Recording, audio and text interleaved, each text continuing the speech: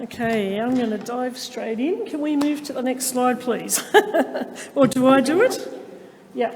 Okay, I'm just going to give you a potted history of where, what we've seen over the last 12, 13 years. Our little group of researchers have been together for since 2009 actually, been working with John Hicks in business economics and Rabul Islam in social psychology, and Lucia Wirch is our communication expert. So we basically started our research in very early on. We did an expedition to Bangladesh where that third photo was taken. But in terms of the Blue Mountains, where we're talking about today, we started in 2014, and for those of you in a university, you know there's a prolonged process with getting your ethics approval through. And the 2013 bushfires went through the Blue Mountains in October, and our ethical approval came through just after those bushfires. So we had no intention of focusing on bushfires. Our research was going to focus on disasters and vulnerable people in general. But what we found when we interviewed vulnerable people in the community, and some of them had their carers with them, others were in focus groups, we created a report out of it about connecting people and for community disaster resilience. But as we travelled around doing the interviews, I sort of began to think that I was a bit more interested in the community leaders who were orchestrating vulnerable people groups and working in community. The next round of interviews we conducted was after yet another disaster.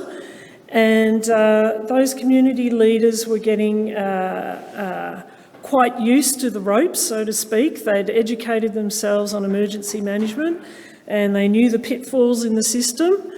And by the time we interviewed for a third time our community leader group in 2021, they were at the edge of retirement, ready to quit.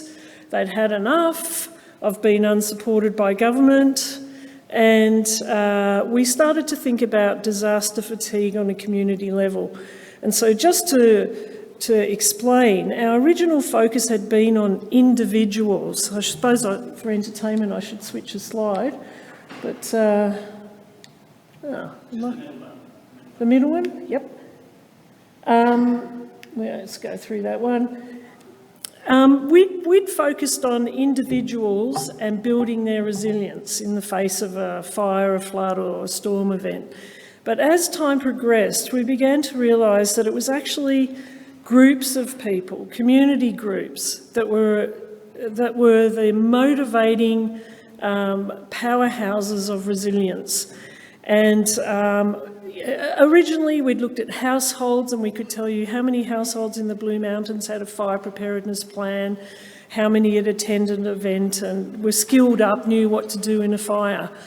But we began to see that it was the leadership of the community who held the key to resilience of the community.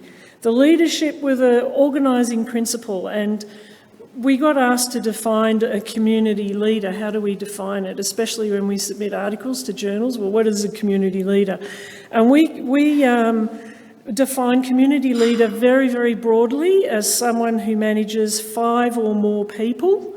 So they could be the local soccer coach, they could be manager of a local NGO, they could be a school principal, they could be a school teacher, but they're responsible for 5 or more people, whether a volunteer or a paid position. And these are the people who, in the event of disaster, feel responsible for the people in their charge. And when you're living in this kind of environment, it's not like a city, it's not like taxi drivers in the city. If you speak to them, they never ever pick up the same person twice. But in the mountains where I live, the taxi drivers are the local gossip hub. They know everything that's going down, and they always pick up people on a consistent basis. So it's a strange community because it's a ribbon of 27 villages through a heritage area that's surrounded by bush, obviously, but every little community wants its own hall, its own pool, its own services. So our council has quite a job on its hands. We've got one of our councillors tuning in today, Sarah Redshaw. It's quite a difficult job to be a manager in an environment like this. Plus, our population is ageing. So most workers are like myself, over 55 years old, and commute. And just about everyone else is even older. It's not a lot for youth going on there.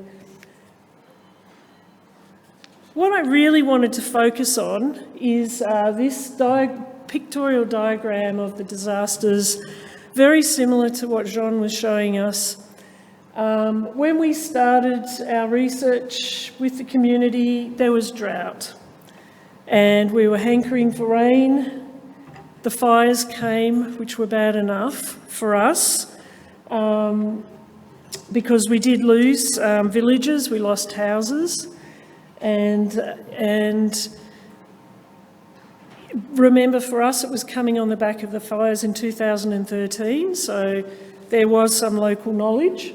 But then we moved into storms and floods, and as Jean said, even in a mountainous region, water flows down a slope. Most people are built on a slope, and so they're affected by fire and landslip.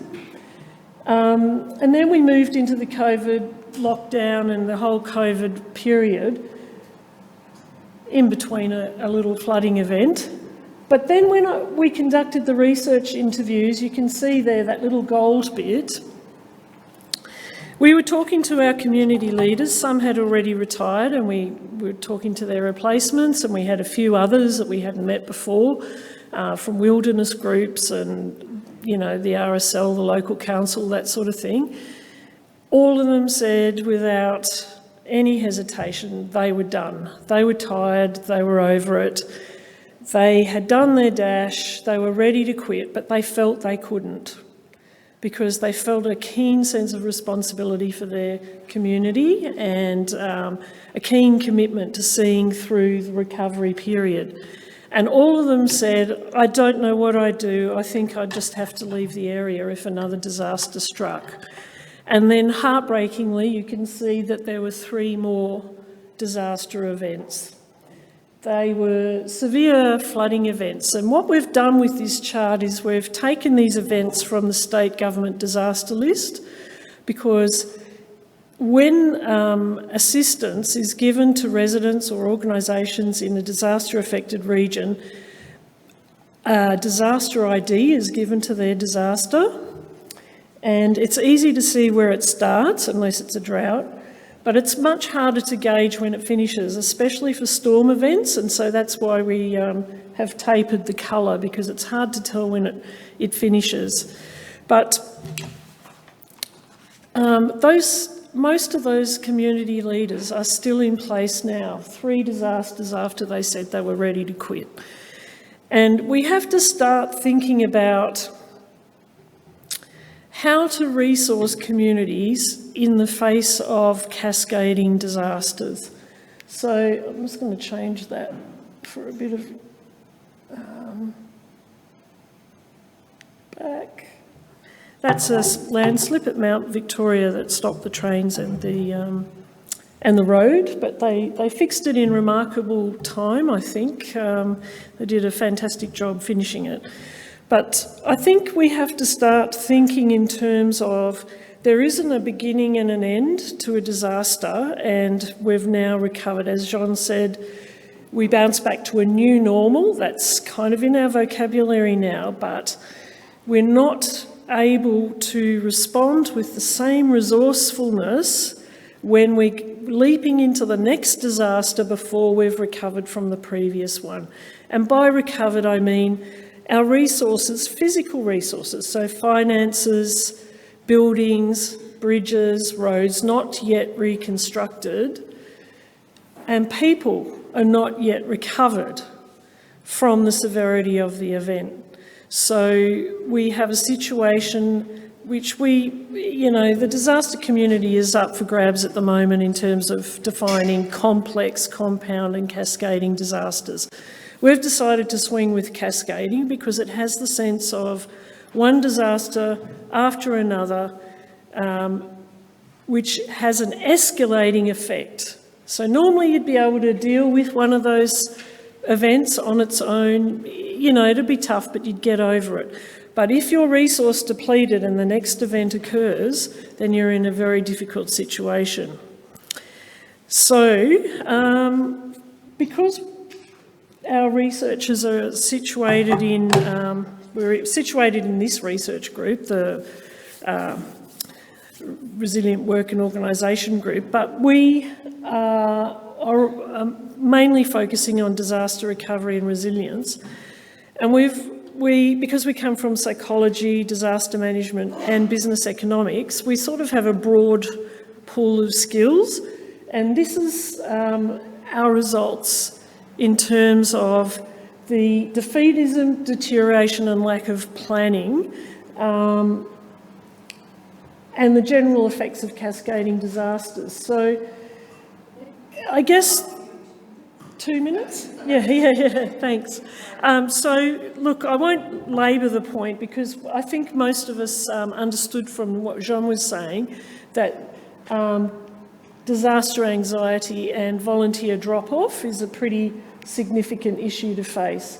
We also, the main point we got from the psychosocial wellbeing was that, under ordinary situation, it's quite normal coping mechanism to disassociate, separate yourself from what's going on just to get your breath back, recover. But that kind of disengagement as a coping strategy over a long term is unhealthy and can lead to unhealthy outcomes.